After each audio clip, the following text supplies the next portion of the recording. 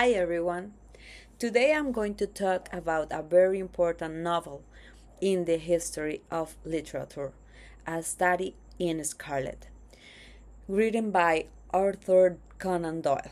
This book is special because it's the very first story where Sherlock Holmes and Dr. Watson appear.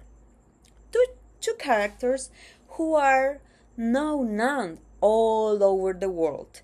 We will look at the origin of the history, the connection to the author's life, some important symbols and motifs, and the main themes. At the end, I will share my personal opinion about the book. So let's start at the beginning. Arthur Conan Doyle wrote this novel in 1886, although at that time it had different title, A Tangled Skein.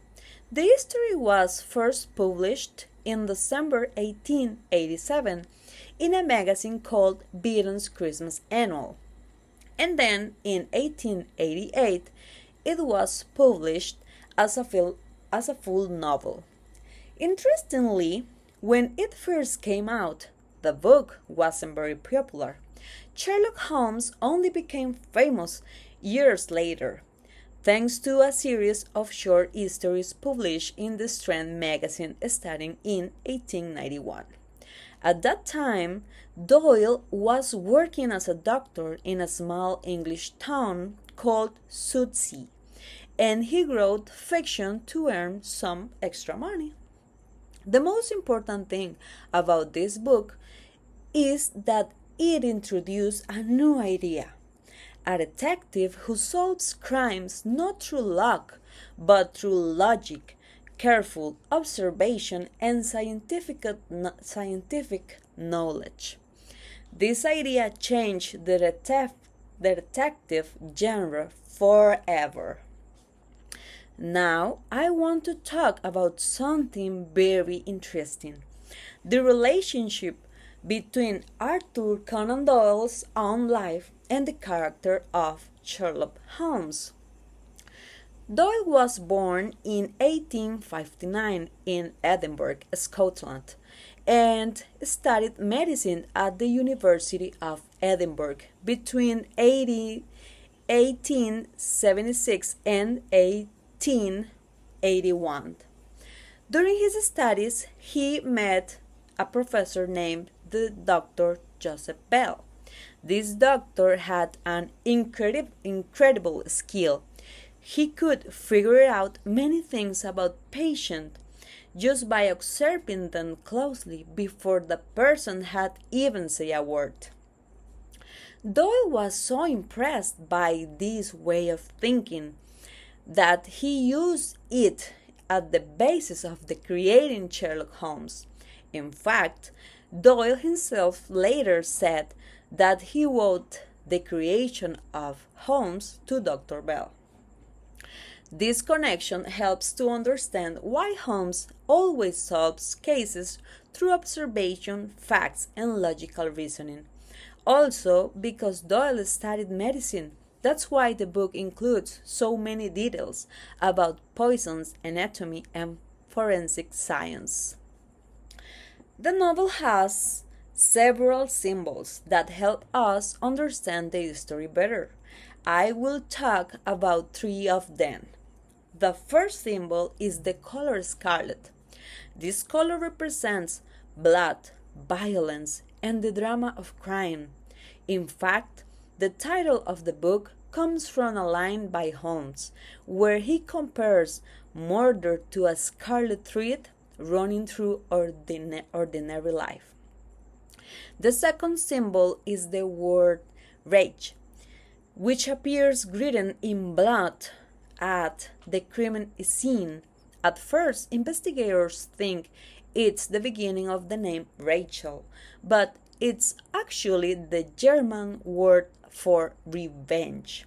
This symbol represents a false trail that later reveals the true motive behind the murder.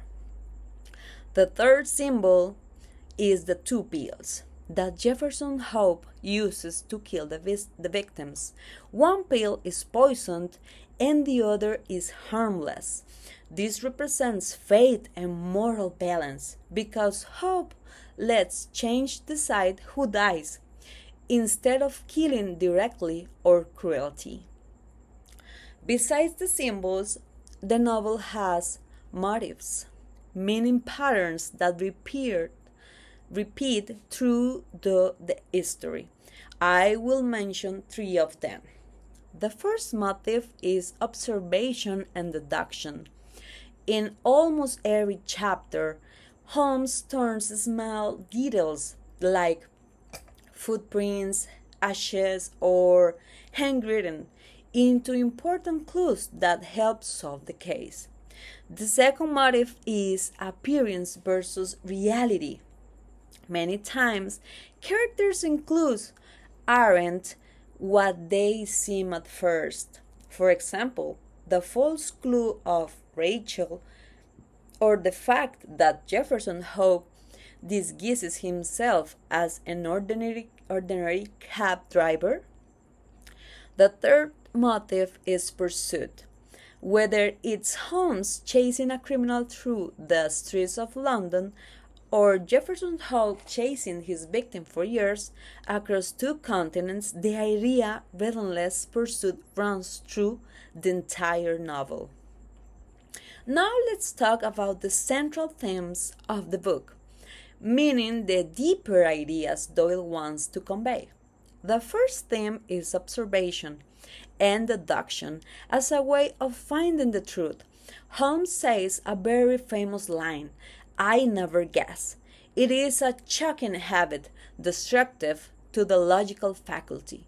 This idea defines the entire detective genre that came after this book. The second theme is injustice and hypocrisy.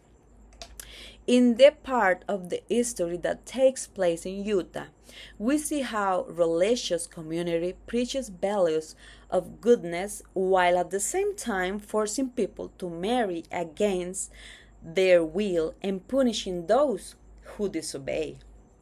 The third theme is revenge and justice outside the law. Jefferson's Hope history shows how when the justice systems fail to protect innocent people, some people decide to take justice into their own hands. This makes us think about the boundaries between morality and the law. To finish, I want to share my personal opinion about this novel. In my opinion, A Study in Scarlet, it is a very interesting history. Even after all these years, Arthur Conan Doyle manages to combine a good mystery with an emotional story. At first, the part about Utah might seem strange because Holmes and Watson disappear from the history for several chapters. However, I think this part is very important because it helps us understand Jefferson Hope better and see that he is just not a villain but a person who suffered a great loss. I also really like the relationship between Holmes and Watson. Holmes is intelligent and a bit eccentric, but Watson is warm and a loyal person, and that gives the history a more human side. On top of that, I think it's very valuable that the novel talks about the problems caused by the abuse of religion and social power, because it's still a relevant topic today. In conclusion, A Study in Scarlet is more than the first Sherlock Holmes history. It's a novel that combines mystery, love, faith, and revenge, and it still teaches us important lessons about patience, logical thinking, and the dangers of unchecked power. Thank you very much for your attention.